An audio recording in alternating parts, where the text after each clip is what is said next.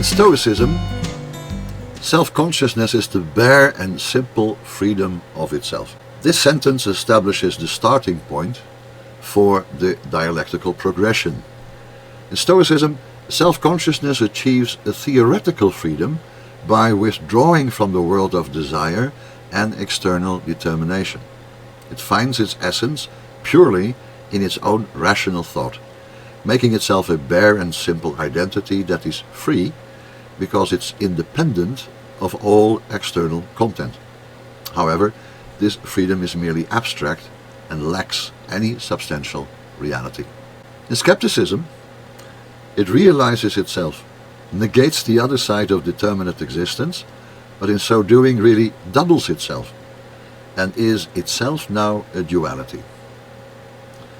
Skepticism takes the Stoic principle of freedom and actively applies it. It doesn't just ignore the external world, it negates it, destroying all claims to truth and fixed existence.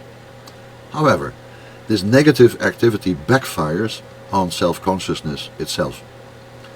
By negating everything external, the skeptic realizes that its own negating activity is a contingent particular fact about the world. Thus, self-consciousness becomes aware of itself as both the universal negative power, that is the true free self, and as the finite empirical individual who engages in this negation, creating a split or duality within itself, between universal negativity and the finite negating individual. In this way, the duplication, which previously was divided between two individuals, the lord and the bondsman, is concentrated into one. This sentence recalls a previous stage of the dialectic, the master-slave relationship. That earlier struggle was presented as an external duality, two distinct self-consciousnesses in a life-and-death conflict, where one became the independent lord and the other the dependent bondsman, presupposing, however, one single consciousness for which this struggle appears, to which this struggle appears. Skepticism internalizes this conflict into one consciousness.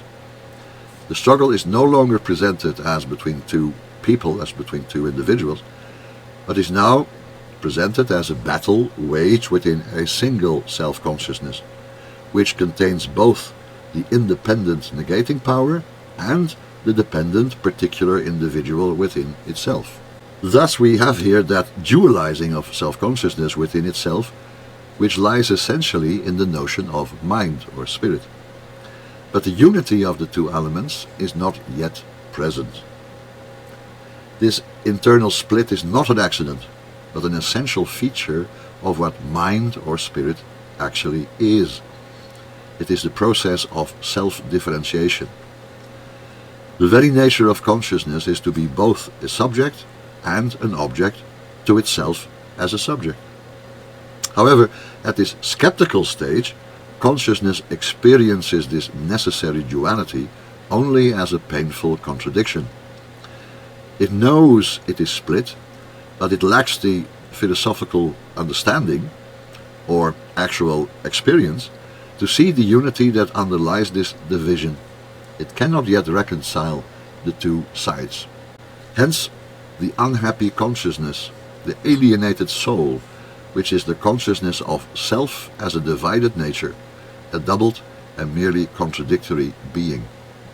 This is the definition of the new third shape of spirit as self-consciousness. The internal conflict, previously latent in skepticism, now becomes the primary, painful and defining feature of consciousness.